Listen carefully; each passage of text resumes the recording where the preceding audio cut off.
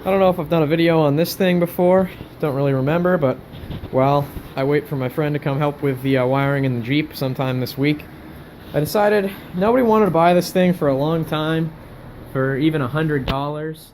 So I was just gonna stick it together. It was kind of just a parts pile. The tank's attached now. Nothing was attached, you know, the bars were loose. This tube was completely... I should tighten this bolt. Forgot to do that one. This tube was completely loose. There's tapered bearings, but they weren't even touching, so you could just flop the forks around. The welds down here were super horrible, and they had tried to cover them up in Bondo. I put more on top and got them attached as good as I can, flipped it, and I did the other sides just so it won't break there. Here, same story. This is a 70s Triumph frame, and they chopped it and brought the rake out, and these welds are all torch welds, and where they screwed up they put braze, and where they screwed up more there's Bondo, and it's just horrible. So I made these plates just to weld on either side there, just to make sure that the front of this thing doesn't come off. I mean, it's not like it's gonna make it look any worse. This is an AMF Harley tank. It's nice and dented. If I can get it here, there's a nickel welded or soldered to the bottom to seal it. There was an extra hole there, and somebody decided to just solder a nickel on it. But it holds fuel, which is amazing. This is my mounting thing. I found an eye bolt in this crazy wing nut that worked perfect. Some springs as spacers. This is a random bobber fender that came with this whole thing. I just traded something for this thing a while ago, and it's just sat around for a couple of years just looking pretty, and I've stuck an air compressor and different stuff in it before, just sat it out front of the shop. But it was never really viable to put a motor in because of all the loose stuff.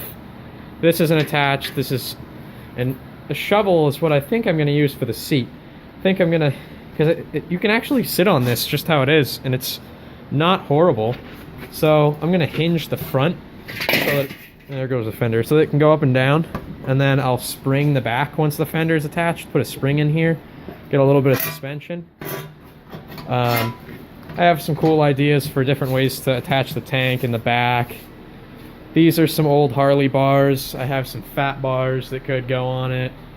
Oh, and also, the front wheel was loose too, and this took a long time to make. I had to do spacers. One of the bearings was stuck and had lost material, so the axle was loose.